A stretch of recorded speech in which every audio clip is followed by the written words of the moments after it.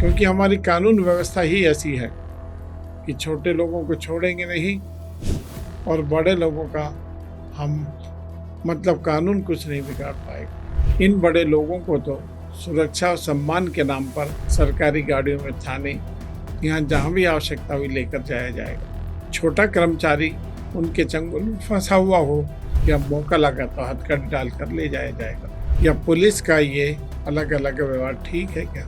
कांग्रेस से ज़्यादा दिन सत्ता में रहने के कारण उनको ज़्यादा अवसर मिले और दूसरों के सत्ता में कम रहने के कारण उन बेचारों को भ्रष्टाचार का कम अवसर मिला। भाजपा की सरकार भी रही, उन्होंने भी इस कला में अपना हाथ नहीं दिखाया हो, ऐसा नहीं है। सबने कांग्रेस वाली कला का कि भ्रष्टाचार का खूब प्रयोग दोनों पार्टियों ने किया है। राज्य की सत्ता का उपयोग दुरुपयोग किया। उनके लिए लोकतंत्र के कोई मायने नहीं रहे और भविष्य में भी ये बड़े लोग जेल के बाहर अंदर होते ही रहेंगे। भाई अरविंद केजरीवाल का पहले सुप्रीम कोर्ट में और अब दिल्ली की राउज एवेन्यू कोर्ट में गजब का प्रबंधन और गजब के वकील मिले। इस घोटाले में अरविंद केजरीवाल को दोषी नहीं मानकर सीबीआई और केंद्र के अन्य एजेंसियों को भी कोर्ट से फटकार पड़वाई।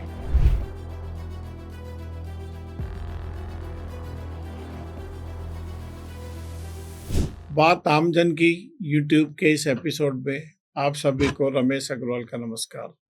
इस एपिसोड में हम केंद्र तथा राज्य सरकारों में सरकारी तंत्र किस प्रकार कार्य करता है इसका अध्ययन करेंगे और यह भी अध्ययन करेंगे कि भ्रष्टाचार का मापदंड अलग अलग स्तर के कर्मचारियों पर अलग अलग प्रकार से लागू होता है।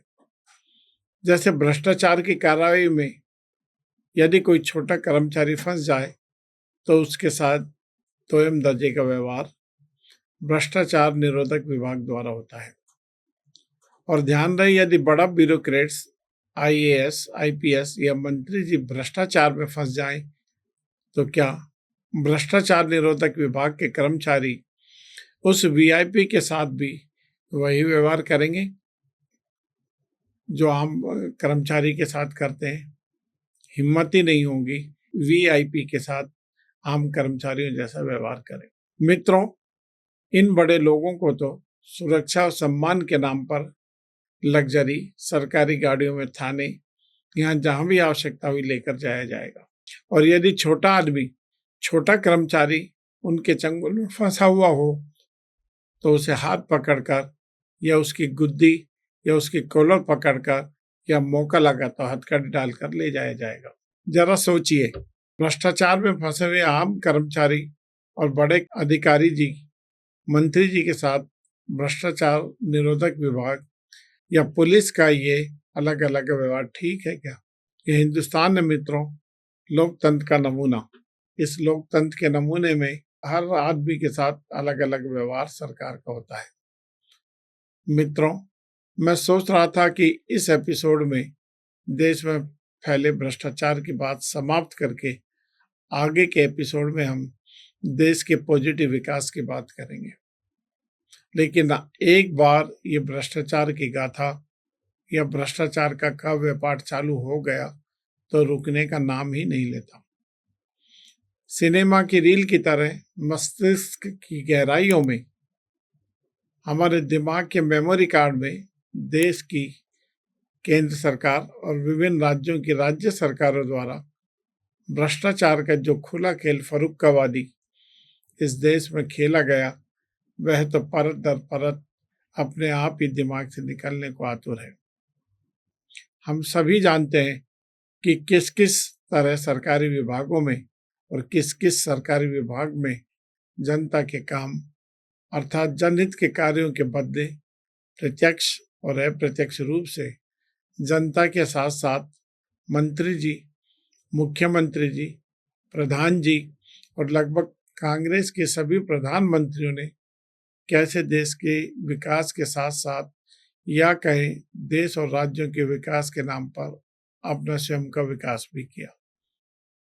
और सच भी है मित्रों, जो अपना विकास नहीं कर सकता वह देश का, राज्य का विकास कैसे करेगा? फिर राजनीति में आने का फायदा ही क्या हुआ? यह सब पर्दे के पीछे की बात नहीं रह गई है। मैं ये नहीं कहता जनता की सेवा का ऐसा शुभ अवसर सिर्फ कांग्रेस के कर्णधारों को ज्यादा मिला। कांग्रेस से ज्यादा दिन सत्ता में रहने के कारण उनको ज्यादा अवसर मिले और दूसरों के सत्ता में कम रहने के कारण उन बेचारों को भ्रष्टाचार का कम अवसर मिला।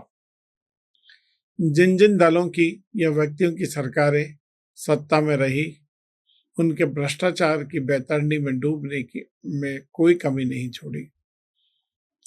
दोस्तों, समय समय पर कई प्रांतों में भाजपा की सरकार भी रही, उन्होंने भी इस कला में अपना हाथ नहीं दिखाया हो ऐसा नहीं है। इनके मंत्री और मुख्यमंत्री दूध के दूल्हे हों ऐसा भी नहीं है, न ऐसा कभी होगा। देश के कई राज्यों में चाहे भाजपा की मुख्यमंत्री सत्ता में रहे हों, पुरुष मुख्यमंत्री या महिला मुख्यमंत्री, सबने कांग्रेस वाली कला का जन सेवा रूप के भ्रष्टाचार का खूब खूब प्रयोग दोनों पार्टियों ने किया है। प्रशासन और सुशासन के नाम पर तो भाजपा के एक प्रांत के बारे में यह भी सुना जाता है कि 8 PM नो CM। ये जुमला काफी वर्षों तक चला, कम से कम 5 वर्षों तक तो रहा ही था। मेरा मतलब आप समझ गए होंगे। किस प्रांत में कहाँ ऐसे मुख्यमंत्री जी रहे जो 8 बजे बाद दूसरी ही दुनिया में खो जाते थे। देश की इन दो बड़ी पार्टी कांग्रेस और बीजेपी के अलावा देश की अन्य पार्टियों की बात करें तो कुछ परिवारों की या उनके भक्तों की सरकारें जो अलग अलग कालखंड में देश के विभिन्न प्रांतों में सुशोभित हुई।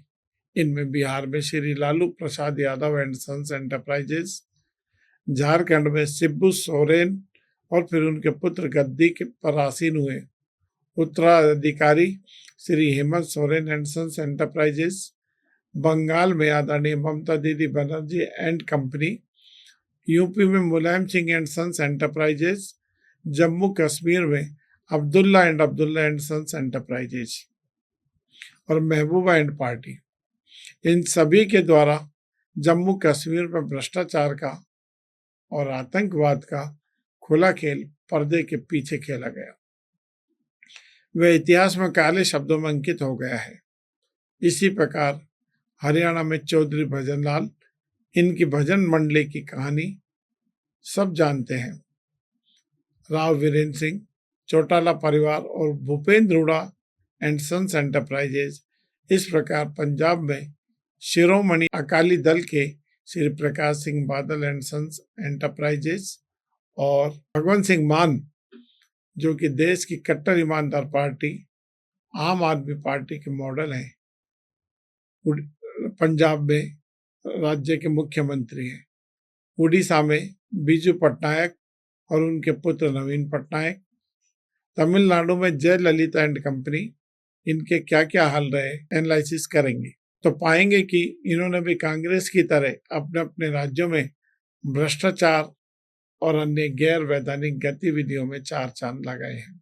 मित्रों, इन सभी व्यक्तियों की, परिवारों की, जिन जिन राज्यों में जब जब सरकार रही, कहने का मतलब है यह है कि उस राज्य की सरकार उस परिवार की प्राइवेट लिमिटेड पार्टी की तरह रही। इन्होंने जैसा चाहा राज्य की सत्ता का उपयोग, दुरुपयोग किया। उनके लिए लोकतंत्र के कोई मायने नहीं रहे, क्योंकि उस समय किसकी हिम्मत थी जो उनके विरुद्ध कुछ बोल सके। कुछ अपवाद कहें या समय का परिवर्तन कि तमिलनाडु में जयललिता के सत्ता में रहते उनके द्वारा किए गए कारनामों के कारण उनको और झारखंड में शिबू सोरेन और उनके पुत्र हेमंत सोरेन जरूर कुछ समय कोर्ट कचहरियों के चक्कर में फंसे और जेल जाना पड़ा। हेमंत सोरेन तो अभी भी जमानत पर हैं।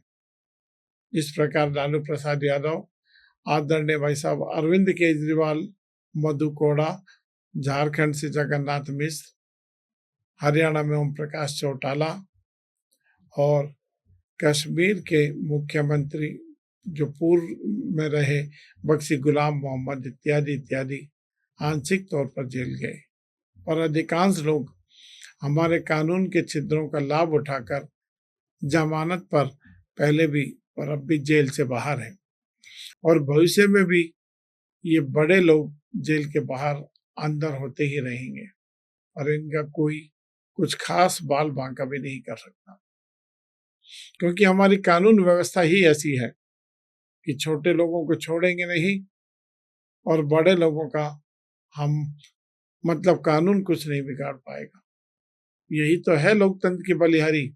इन बेईमानों के मध्य कुछ मुख्यमंत्री हमारे देश में ऐसे भी हुए हैं जिनको ईमानदारी और सादगी के रूप में जाना जाएगा। इनमें मेरी जानकारी के अनुसार बीजू दल के श्री बीजू पटनायक, श्री नवीन पटनायक दोनों ही उड़ीसा के मुख्यमंत्री रहे। भाजपा के गोवा के मुख्यमंत्री श्री मनोहर पर्रिकर, केरल के नंबूरीपाद और बिहार के ईमानदार शासक के रूप में श्री नीतीश कुमार का वर्णन उल्लेखनीय है।